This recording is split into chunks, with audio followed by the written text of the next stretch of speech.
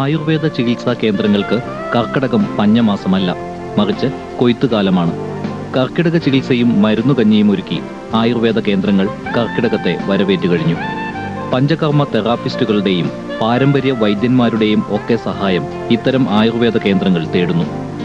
കർക്കിടക ചികിത്സയ്ക്കായി വിദേശികൾ ഏറെ എത്തുന്നുവെന്നാണ് ഇത്തരം കേന്ദ്രങ്ങളിൽ നിന്ന് മനസ്സിലാക്കാൻ കഴിഞ്ഞത്.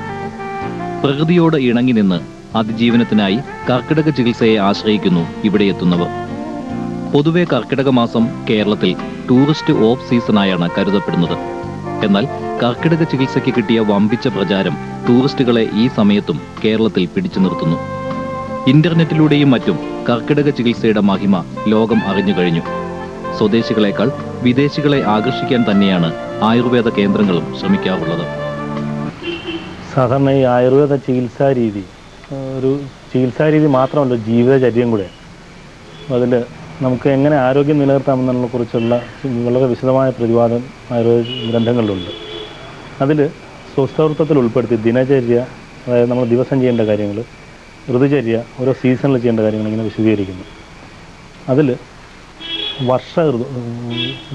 ഉഷ്ണകാലം കഴിഞ്ഞിട്ടുണ്ടാകുന്ന വർഷകാലം, മനുഷ്യൻ്റെ ശരീരശക്തി വളരെ കുറഞ്ഞിരിക്കുന്ന കാലവും ദഹനശക്തി കുറഞ്ഞിരിക്കുന്ന കാലവും ത്രിദോഷങ്ങളായ വാതവും പിത്തവും കഫവും ദുഷിച്ചിരിക്കുന്ന കാലമാണ്. ഈ സമയം ശോധനക്രിയകൾക്കും ദഹനം വർദ്ധിപ്പിക്കാനുള്ള ചികിത്സകൾക്കും വളരെ പ്രാധാന്യമുള്ള സമയമാണ്. കേരളത്തിൽ കർക്കിടകകാലം എന്ന് പറയുന്നത് മഴക്കാലമായതിനാൽ ഇതിനെ കർക്കിടക ചികിത്സ എന്നറിയപ്പെടുന്നു. ഈ ചികിത്സയ്ക്കായിട്ട് നമ്മുടെ കേരളീയരോടൊപ്പം തന്നെ ഉത്തരേന്ത്യയിൽ നിന്നും ഇന്ത്യക്ക് വെളിയിൽ നിന്ന് തന്നെ ധാരാളം ആളുകളിലൂടെ എത്തിച്ചേരുന്നുണ്ട്.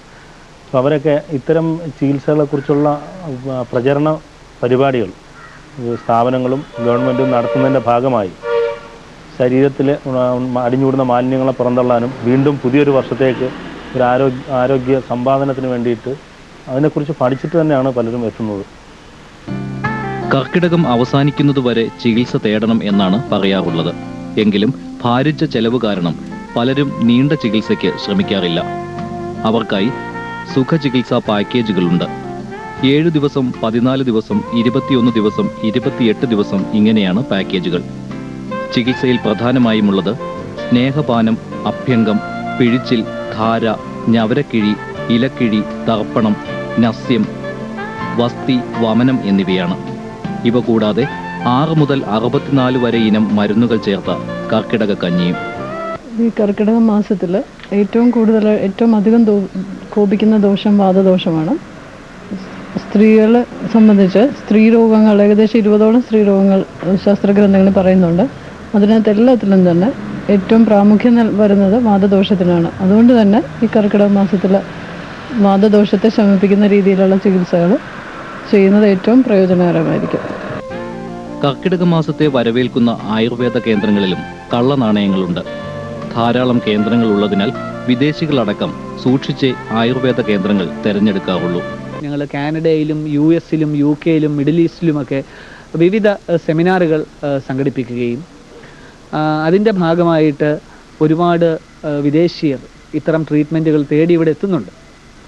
നമ്മൾ ഈ ഗ്ലോബലൈസേഷൻ്റെ കാലഘട്ടത്തിൽ ജീവിക്കുമ്പോൾ നമ്മുടെ തനതായിരുന്ന നമ്മുടെ പൈതൃകമായിട്ടുള്ള ഇത്തരം സൗഭാഗ്യങ്ങളെ മറ്റ് ലോക ജനതയുമായി പങ്കുവെക്കുകയും അങ്ങനെ പങ്കുവെക്കുന്നതിലൂടെ അത് പരിരക്ഷിക്കപ്പെടുകയും ചെയ്യും എന്നുള്ള ഒരു മാതൃകാപരമായ സമീപനമാണ് ഇങ്ങനെയുള്ള ചികിത്സാ പദ്ധതികളിലുമെല്ലാം അതിൻ്റെ പ്രചരിപ്പിക്കുന്നതിലൂടെ ഞങ്ങൾ ചെയ്യുന്നത്. അതിന് വലിയ റിസൾട്ട് ഉണ്ടാക്കുന്നുണ്ട്. മനുഷ്യ ചോദിച്ചതുപോലെ ഇപ്പോൾ ഈ ഓഫ് സീസണായിട്ട് പോലും കേരളത്തിലേക്ക് വിദേശികളുടെ വലിയ നിര വരുന്നുണ്ട്. ഞങ്ങളുടെ ഹോസ്പിറ്റലിലേക്ക് തന്നെ ഏതാണ്ട് 200ഓളം വിദേശികൾ ഈ കർക്കിടക ചികിത്സയ്ക്കായി തന്നെ എത്തിച്ചേരുന്നുണ്ട്. അത് അത്രയ്ക്കേറെ എൻക്വയറികളുണ്ടായി. അതെല്ലാം ഇവിടെ എത്തിച്ചേരുമെന്നുള്ള വിശ്വാസമാണ് ഞങ്ങൾക്കുള്ളത്.